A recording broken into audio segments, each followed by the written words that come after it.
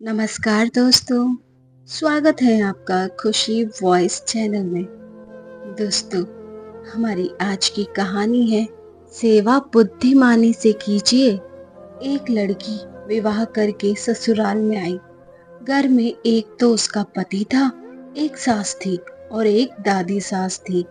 वहां आकर उस लड़की ने देखा कि दादी सास का बड़ा अपमान, तिरस्कार हो रहा है।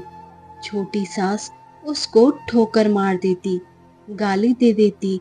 यह देखकर उस लड़की को बड़ा बुरा लगा और दया भी आई। उसने विचार किया कि अगर मैं सास से कहूं कि आप अपनी सास का तिरस्कार मत किया करो, तो वह कहेगी कि कल की छोकरी आकर मुझे उपदेश देती हैं, गुरु बनती हैं। अतः उसने अपनी सास से कुछ नहीं कहा। उसने एक उपाय सोचा। वह रोज काम धंधा करके दादी सास के पास जाकर बैठ जाती और उसके पेट दबाती। जब वह वहां ज्यादा बैठने लगी तो यह सास को सुहाया नहीं। एक दिन सास ने उससे पूछा कि बहू, वहां क्यों जा बैठी? लड़की ने कहा कि बोलो, काम बताओ। सास बोली कि काम क्या बताएं, तू वहां क्यों जा बैठी? लड़की बोली कि मेरे पिताजी ने कहा था कि जवान लड़कों के साथ तो कभी बैठना ही नहीं, जवान लड़कियों के साथ भी कभी मत बैठना। जो घर में बड़े बूढ़े हो उनके पास बैठना, उनसे शिक्षा लेना। हमारे घर में सबसे बूढ़ी ये ही है और किसके पास बैठूं? मेरे पिताजी ने कहा था कि वहां हमारे घर की रिवाज नहीं चलेगी, वहां तो तेरे ससुराल की रिवाज चलेगी।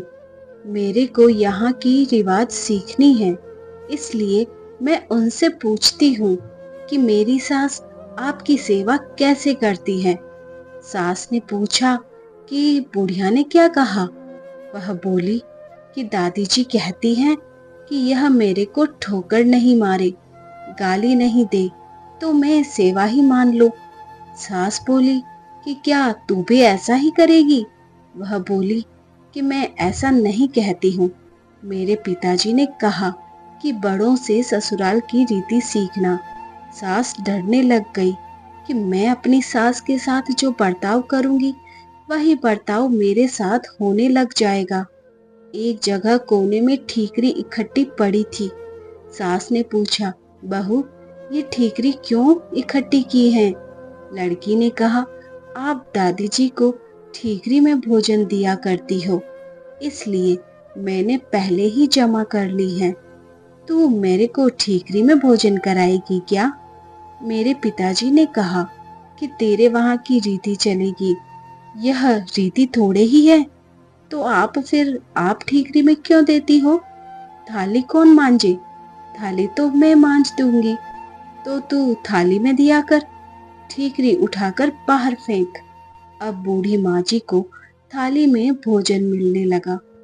सबको भोजन देने के बाद जो बाकी बचे वह खिचड़ी की खुरचन, कंकड़ वाली दाल माँ जी को दी जाती थी।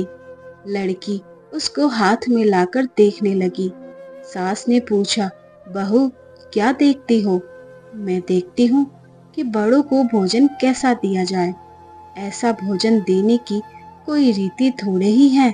तो फिर आप ऐसा भोजन क्यों देती हो? पहले भोजन कौन दे? आप आज्ञा तो दो, मैं दे दूंगी। तो तू पहले भोजन दे दिया कर, अच्छी बात है। अब बूढ़ी माँ जी को बढ़िया भोजन मिलने लगा। रसोई बनते ही वह लड़की ताजी खिचड़ी, ताजा फुल्का, दाल साग ले जाकर माँ जी को दे देती। माँ जी तो मन ही मन आशीर्वाद देने लगी। माँ जी दिन भर एक खटिया में पड़ी रहती। खटिया टूटी हुई थी, उसमें से बंदनवार की तरह मूंछ नीचे लटकती थी। लड़की उस खटिया को देख रही थी। सास बोली कि क्या देखती हो? देखती हूँ कि बड़ों को खाट कैसे दी जाए।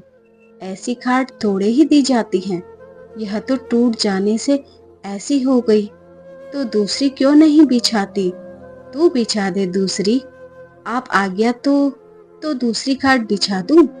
अब माँ जी के लिए निवार की खाट लाकर बिछा दी गई।